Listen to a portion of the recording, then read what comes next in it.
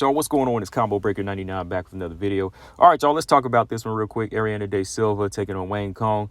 All right, y'all, so this one pretty much went the way I thought it was going to go. Wang Cong, just easily using her striking skill set to kind of pick apart Ariane de Silva, even though Ariane de Silva is a good solid striker as well, but just kind of factoring everything she was going through, as far as her rough weight cut and the situation with the tumor. I thought that, she was going to just be there to be beat up, which she did lose the fight 30-27, but De Silva actually did better than I thought. She was using her timing. She landed some good right hands throughout this fight, a couple of good left hooks in some of the rounds, but overall, Wang Cong was the much better fighter in this one, just sharper, had some good setups in this fight as far as, just being kind of a break them down type of fighter.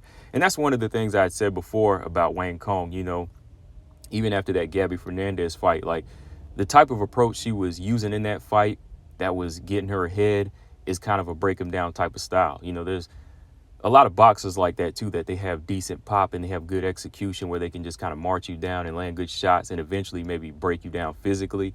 That's kind of what Wang Cong does, like a Miguel Cotto. He doesn't have a lot of power, but if he hits you in the right spot or if he just continues to work certain areas, he can just break you down. And that's how Wang Cong, she's able to do. The way she just started landing leg kicks in the first round, she was landing outside, inside calf kicks on that lead leg of Ariane de Silva.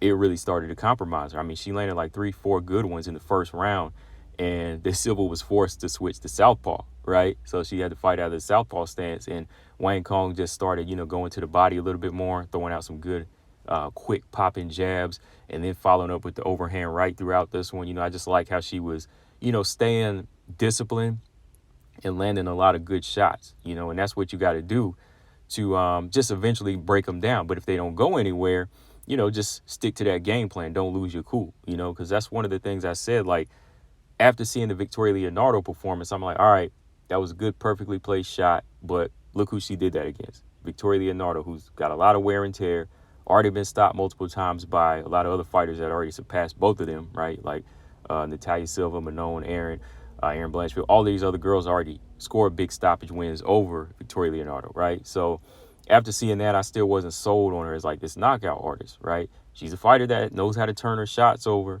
and she has good mechanics, but we still had a lot to see, and now we're seeing it, right? We're seeing it even against Bruna Brazil. She still couldn't knock girls out like that. So what she was doing in this fight just shows that she's a good, educated striker. Like I said, in the first round, she started with the leg. She started ripping that lead leg and nearly took that leg out in the first round, had De Silva hopping around and then eat a big right hand and almost got knocked out. But shout out to De Silva. She held on and held her ground. Going into the second round, it was just more that lead leg getting chewed up. So, again, De Silva had to switch to southpaw. And then finally, she ate another big one and got dropped. Wang Cong wasn't able to get the finish even whenever she let her back up, so that there shows you that power and accumulation wasn't really there like it was in the Victoria Leonardo fight. Wang Cong just comfortably went back to what she was doing, picking her apart. Some good stick and move moments too, where she would just pop that jab off and crack De Silva right up the middle with the jab. And then, a couple of good overhand rights off the cage. Third round, I'd say that was De Silva's best moments, which I said she was going to do, was probably try to get into that tie clinch and land some knees to the body. But I like how Wang Cong was countering back, or, fighting back with some good right hands of her own to the body. She was hitting with those shots to the gut.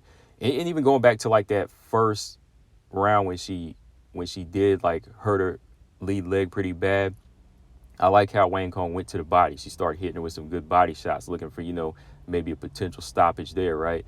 But going back to the third, overall, De Silva, she was in the fight, still just lacking that intensity and maybe even that energy to go for a finish, because that's what she needed at that point. She just couldn't get it. So Wang Cong just continued to pile up shots and just, win the fight by accumulation, which is how I felt the fight was going to go. If a stoppage was going to come, I thought it was going to have to be Wang Cong landing something big and then just turning up and going straight after, which she never really did. She just stayed at mid-range, outstruck De Silva, stayed ahead, and stayed comfortable. Maybe she was still kind of factoring in the weight as well. Maybe she was just trying to avoid, getting caught up in like a takedown or a clinch or being caught up on the bottom. So, yeah, 30-27 all the way for Wang Cong. Moving on from here, like I said, I think that her kickboxing style, looking at it, it just kind of reminds me of, kind of like a break 'em down type of fighter, like I was saying, a boxer Miguel Cotto, where he just goes in there and just kind of concentrates on, certain areas and, just hits you with just enough pop to break you down in certain areas physically and just keep you at bay, right? She's not really like this knockout artist. And that's the same thing I was saying about like Macy Barber. Like, they're kind of the opposite, but neither of them are really like these pure knockout artists. Like, Macy Barber has a lot of power, but she doesn't really know how to set them up. Wang Cong has really good mechanics, but she doesn't really have that power to set up knockouts, right? So she's got enough pop in there, I think, just to, do some damage, to the legs, of course, really good leg kicks throughout this fight. But as far as like, even her overhand right, the way she's sitting on it, it doesn't really have that type of power. Maybe if she has a little bit more blinding speed, you would see her rock some girls, but pretty decent speed and, just accuracy. That's something that's really going to help her against, some of these other girls that just don't have the striking mechanics. But yeah, moving forward, I still need to see a little bit more, because she still was showing De Silva a lot of respect in there. And she was getting caught a couple of times in there with some good left hooks. So I just need to kind of see her tighten up before she's in there with some of the top 5 fighters. I'd like to see her in there with the loser of Viviane Araújo versus Tracy Cortez. I'd like to see her in there with the loser or the winner in that one. Somebody that's going to really push her and be big and strong and try to take her down. So the winner, the loser of that fight, or the loser of Miranda Maverick versus Rose. I know somebody suggested that. Rose and Miranda, they fight next weekend. So that would be a good step up for Wang Cong to see where she's at this point. Especially if Rose was to lose. That's a fight that would become a little bit more on even playing field for Wang Cong. Because I used to say Rose would beat Wang Cong, but easily. But if if Rose loses next weekend, then yeah, that might be a game fight for Wang Cong. Because, Wang Cong, she is one that I want to see tested more of. She is one that has a kind of a dynamic about her and needs to start, eating some of these other opponents up here and make a big statement, because that's what they're trying to push her as, right?